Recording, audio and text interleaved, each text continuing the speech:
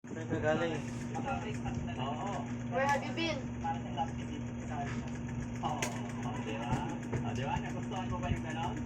Ka namigay ng kapatid mo. Sabi ko na nga ba eh. Now back. Pa.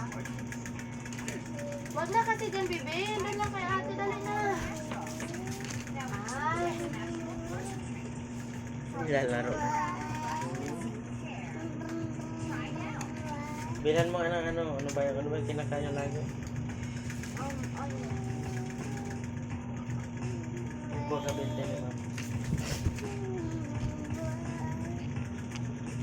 Yung garlic. Wala na si mama. Asan wallet ni mama? Anong garlic? Malaki yun? Ay, wag na ano na lang. Potato, dalawa. Oh. Yung dalawa, potato. Patata.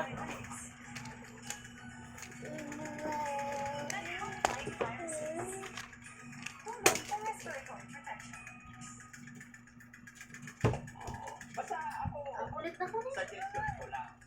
Kayo Sa- sa kuya, nagpapaalala lang ako. Lalo Antayin natin si ate. nagmamahal sa inyo. Nagbili si ate ng At update. maraming nagtitiwala.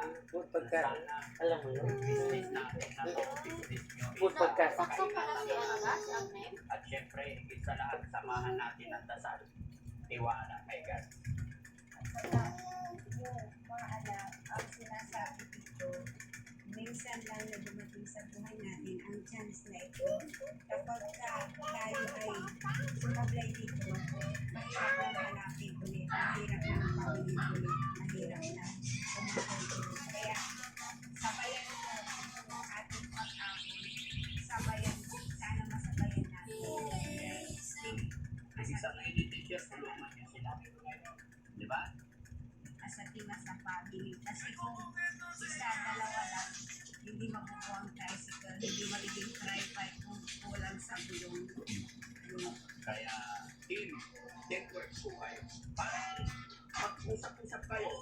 Ako muna ngayon, ikaw bukas. Para hindi kayo sabay-sabay din napabago. So, mag-usap kayo sa kapatid kasi alam ko,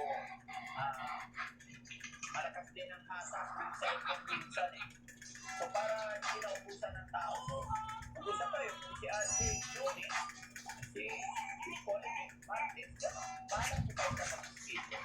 Basta importante, pinaka-importante, every morning may bukas na yan. Kasi sayang po, nakita ko kasi yung ibang paninda ni tatay, pag-pagod na si tatay, saka si teacher, nandiyan sa motor, yung mga ibang gulay paninda. Hindi na i-display. So pag ibang pangkabukas ko ba yun, sa ulit, nakakalataan sa ulit, sayang po yung nalalang tao. So pagdating mother and father nyo, kayo ng mga anak na dito sa bahay, sasabihin dito lang, kumusta tayo? Kumusta ngayon ang benta? Okay po ba? Bago mga ganun manggagalit sa inyo na parang pagkita ko na sige tayo, pahinga tayo, pahinga. Ako kung mag-focus din, parang may pinta ko rin, sayang. Yung mga ganun factor, nakakalakas, nakakatulong ng malaki kayo. Tandaan nyo po, napakahirap, walang magulang. Kaya napakahirap nyo, nandiyan pa si nanay tatay. Kayo mga bata pa,